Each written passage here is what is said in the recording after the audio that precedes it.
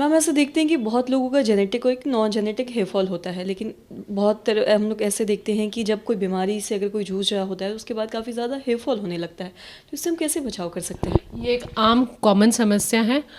जैसे जो hair fall है उसके बहुत सारे टाइप्स हैं। उसमें से एक मोस्ट कॉमन टाइप होता है जेनेटिक हेयर फॉल या पैटर्न हेयर लॉस जिसे बोलते हैं, वो जो आदमियों और औरतों में अलग अलग तरीके से होता है। और दूसरा एक हेयर फॉल है जिसको मेडिकल टर्मिनोलॉजी में हम टेलोजन इफ्लूवियम बोलते हैं। तो ये एक हेयर फॉल है जिसके बारे में हम डिस्कस करेंगे इस वीडियो में। जो बाल है वो एक हेयर्स है, वो एक साइकिल में ग्रो करते हैं। मतलब उसकी एक ग्रोइंग फेज रहती है, उसके बाद उसकी एक स्टेशनरी फेज रहती है और उसके बाद उसकी फॉलिंग फेज रहती है। तो जो ग्रोइंग फेज है उसको हम एनाजन बोलते हैं, उसमें बाल बढ़ते रहते हैं। उसके हमारे 90% बाल हमेशा इस साइकिल में रहते हैं। उसके बाद 7 से 8% बाल सुप्तावस्था में यानी सोए हुए रहते हैं और 1 से 2% बाल हमारे रोज़ गिरते हैं जिन्हें हम टेलोजन हेयर बोलते हैं। तो हमारे सिर पे जितने बाल है उस हिसाब से 50 से 100 बाल हर किसी के रोज़ गिरते हैं, क्योंकि ये नॉर्मल प्रोसेस है। उसी से ये हेयर साइकिल कंप्लीट होकर फिर से ग्रोइंग फेस में चला जाता है।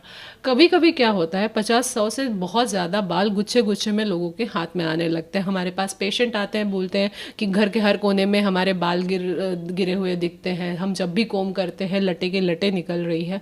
तो ये बालों का जो ये हेयर साइकिल है, कभी कभी बीमारियों के वजह से, जैसे हमें टाइफाइड, डेंगू, मलेरिया, कोविड के बाद भी बहुत सारे लोगों ने देखा होगा, या थायराइड की परेशानी है, कोई प्रेगनेंसी या स्पेशली डिलीवरी जब हो जाती है या कोई सर्जरी हो जाती है, तो इसके वजह से ये साइकिल डिस्टर्ब्ड हो जाता है। या बॉडी में कुछ चीज़ों की कमी है, या कभी आपने देखा होगा हमने कोई एग्ज़ाम दी, बहुत स्ट्रेसफुल घर में इवेंट्स चल रहे हैं, उसके बाद जब हम इससे सेटल डाउन हो जाते हैं तो 1 से 2 महीने के बाद ये हेयर फॉल होना शुरू हो जाता है।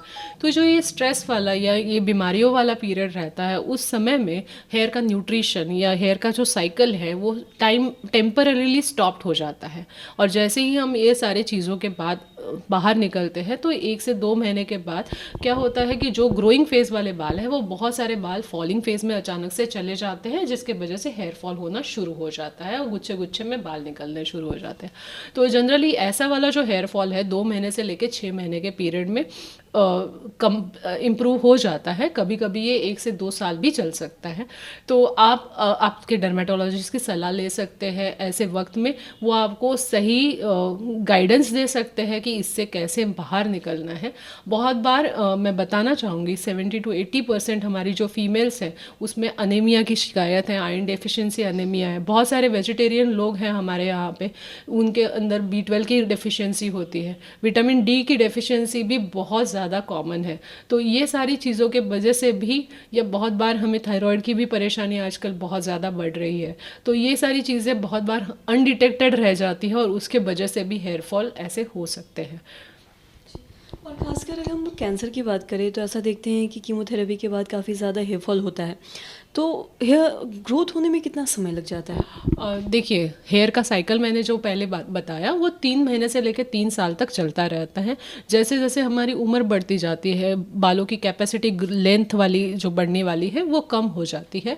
जो केमोथेरेपी इंड्यूस्ड हेयर फॉल है वो एक अलग स्पेशल तरीके का हेयर फॉल है, उसको एनाजन इफ्लूवियम बोलते हैं, या टेलोजन इफ्लूवियम वाला भी होता है। बट जो केमोथेरेपी की जो दवाइयाँ चलती है वो ग्रोइंग सेल्स को उसकी ग्रोथ प्रिवेंट करती है, स्पेशली जो कैंसरस सेल है उनको प्रिवेंट करने के लिए। तो बाल भी एक ग्रोइंग सेल्स रहती है, उस पर इसका इफेक्ट होता है, इसके वजह से वो हेयर फॉल दिख जाता है। जब भी वो दवाइयाँ बंद हो जाती है या स्ट्रेसफुल सिचुएशन है, कोई भी बीमारी शरीर के लिए एक बहुत ज़्यादा स्ट्रेसफुल सिचुएशन होती है, तो ये सब से जब हम बाहर निकलते हैं तो जनरली ये हेयर्स रिकवर हो जाते हैं।